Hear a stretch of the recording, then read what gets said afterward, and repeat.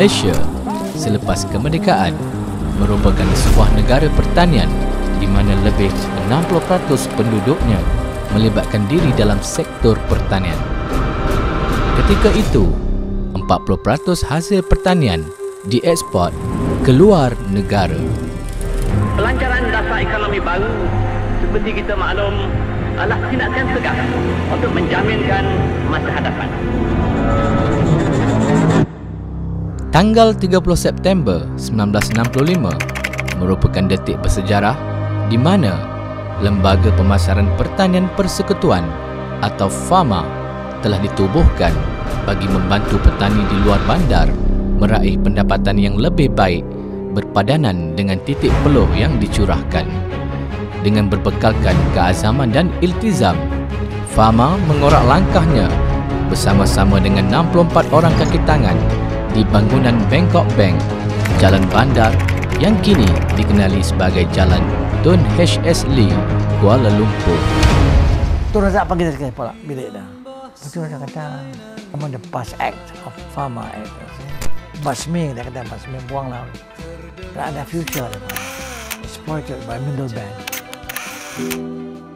Pada 1 November 1973, FAMA telah berpindah ke Wisma Yan, Petaling Jaya dengan keluasan 5,350 kaki persegi. Bangunan tersebut dapat menampung seramai 144 kaki tangan FAMA pada ketika itu. Di Wisma Yan kita menyewa di tingkat 2 dan 3. Dan di situ juga kemudahan public transport sangat banyak.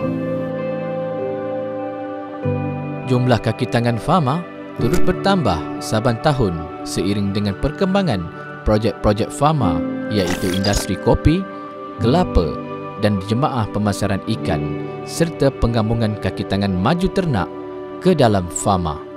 Pada ketika itu, bangunan sipak di Petaling Jaya juga turut sama disewa bagi menampung pertambahan jumlah kaki tangan tersebut.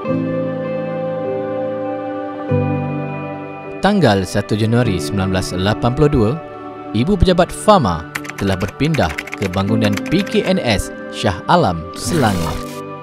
Tujuan perpindahan ini adalah untuk menempatkan semua kaki tangan di bawah satu bumbung dan membantu pertumbuhan Bandaraya Shah Alam yang sedang membangun. Banyak jabatan agensi kerajaan yang berada di sana, contoh macam Paula, LPP, LKM semua berada di situ. FAMA Selangor pun ada di situ. Di tingkat 2 komplek PKNS yang mana kita di komplek PKNS itu dipisahkan antara ruang A, ruang B dan ruang C. Ketika itu, pengurusan FAMA telah mengambil inisiatif menyediakan kemudahan pengangkutan demi menjaga kebajikan kaki tangan yang rata-ratanya menetap di sekitar Kuala Lumpur. Atas keprihatinan terhadap kebajikan kaki tangan Ibu Pejabat, pihak pengurusan FAMA memutuskan untuk berpindah ke Ibu Negara di bangunan kuasa atau lebih dikenali sebagai bangunan KWSP.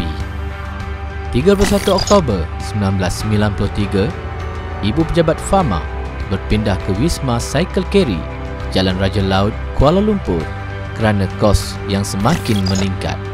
Pihak KWSP saya ingat menaikkan sewa yang tinggi, sementara bangunan baru FAMA siap, maka pindah di bangunan Cycle Carry.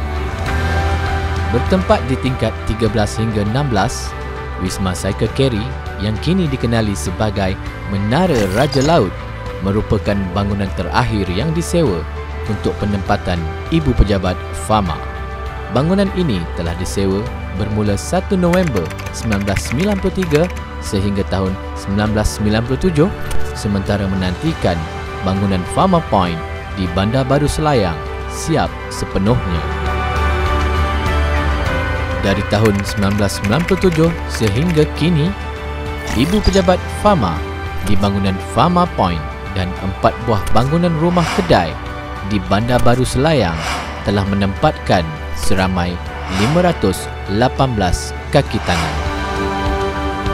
Setelah 23 tahun menjadi mercu tanda FAMA, bangunan Ibu Pejabat FAMA tidak lagi mampu menampung kapasiti tersebut.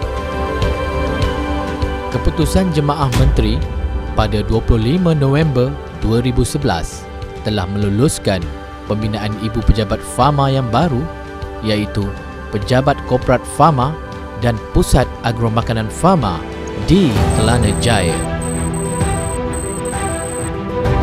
Pembinaan Pejabat Korporat Fama dan Pusat Agromakanan Fama adalah hasil pertukaran tanah seluas 24.45 ekar milik Fama di Johor Bahru.